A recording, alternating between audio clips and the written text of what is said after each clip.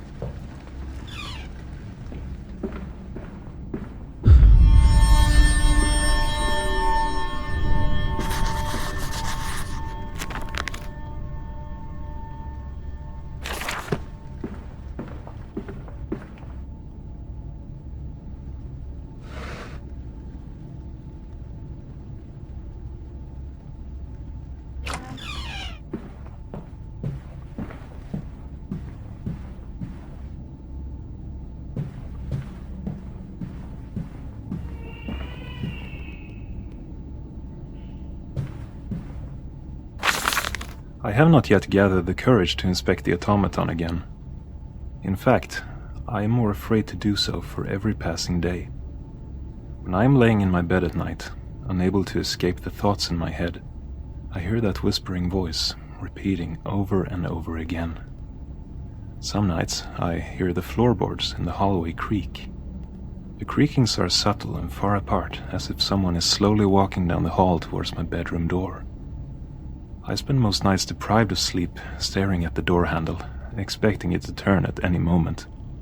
It never does, but I can hear the creaking lurking closer every night.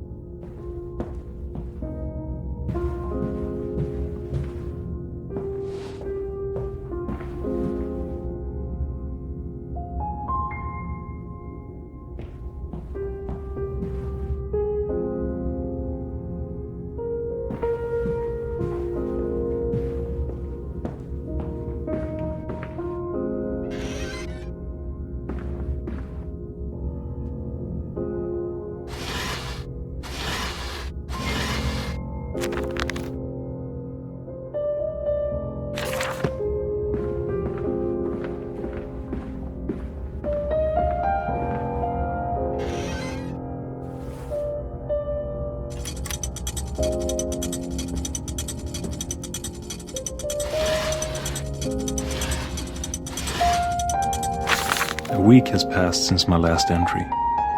I don't know the last time I slept. Dreams and reality have mended together into an undefiable liquid, and now I can't tell one from the other. As I am in my bedroom writing this, I can hear a woman wailing in pain from the darkness of the hallway. The wailing is sometimes interrupted by an unearthly cry, as if to beckon me like a siren from the sea. She is begging me to help her.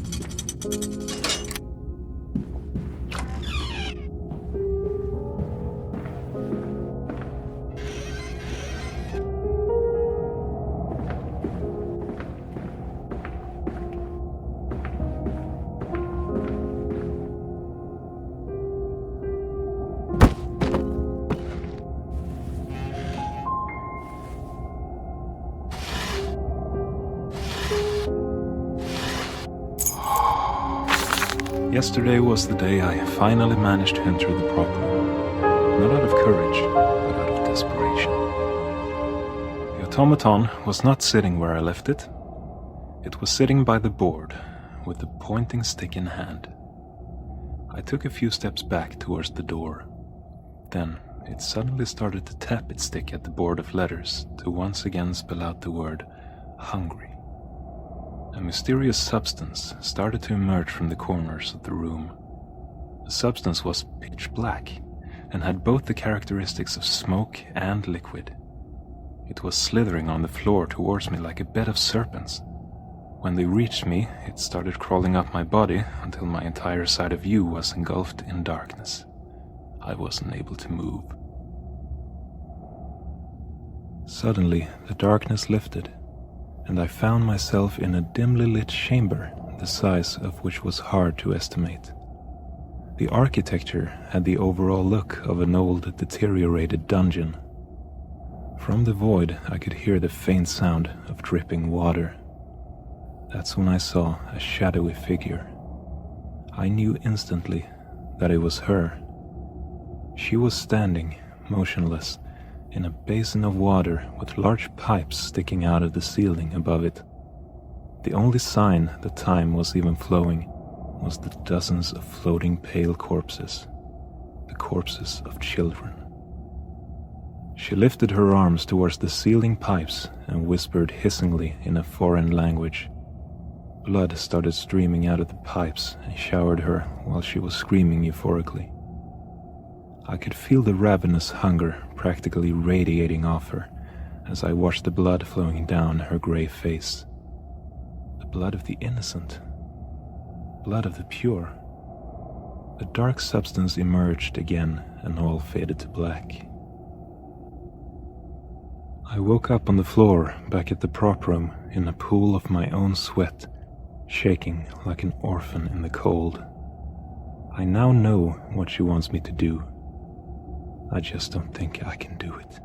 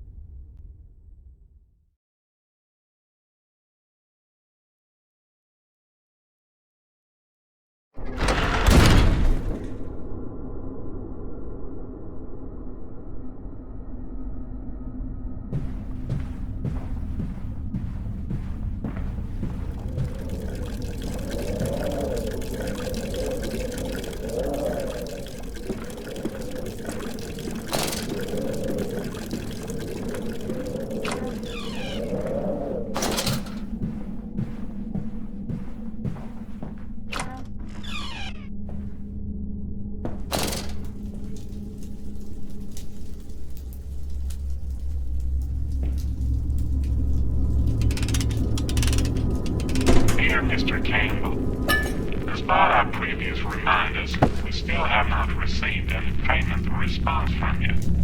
Therefore, we regret to inform you that if we do not obtain the payment in full within 12 months, we will have no other alternatives but to undertake court actions against you in order to retrieve the gift amount. If you have any questions regarding the current situation, please do not hesitate to contact us.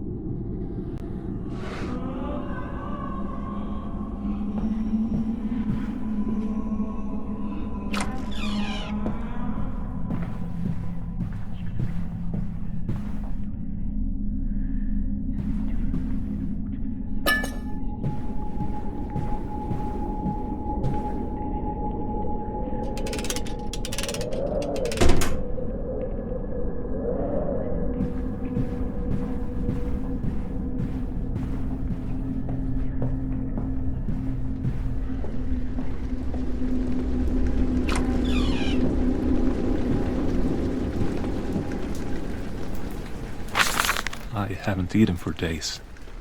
Every time I try to swallow, I feel a clutching force around my throat. She wants to starve me like I am starving her. She is everywhere, and she is relentless. Even now, as I'm typing this, I can feel her cold hands upon my shoulders. I don't even bother turning around anymore. Would a bullet through my temple really end this, I wonder? Or would she be on the other side, waiting for me? In either case, I'm too much of a coward to pull the trigger. It is perfectly clear to me that there are only two possible outcomes to this new reality I find myself in.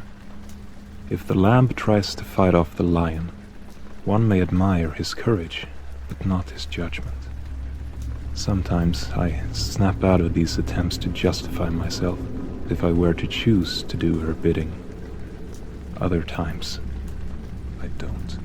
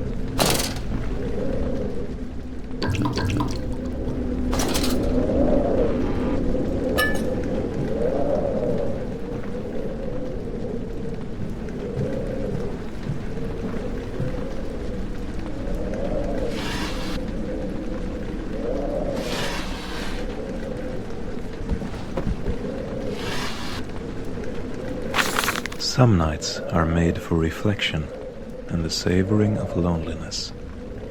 Last night was one of those nights. The lampposts cast an entourage of light dancing across the puddles on the street. The dense fog made me feel very anonymous, which in turn reminded me that these shadowy events are invisible to the world. I had never felt more alone. In a poorly lit street corner, I saw an orphan girl begging for change. She had red wavy hair and slanted green eyes. Her face was dirty and held the look of defeat. With a simple sleight of hand, I managed to make her giggle. Pure of heart, she followed me home. Wavy-haired child, through your sacrifice, my name lasts eternal.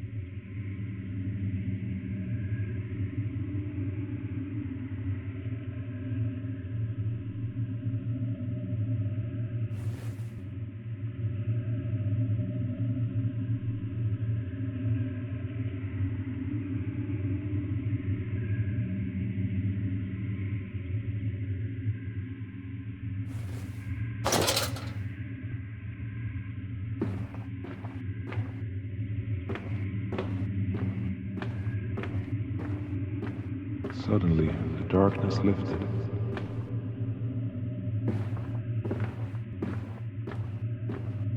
And I found myself in a dimly lit chamber, the size of which was hard to estimate.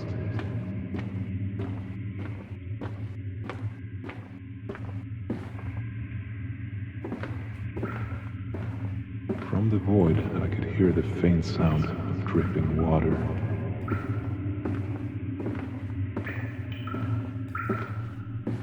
That's when I saw a shadowy figure.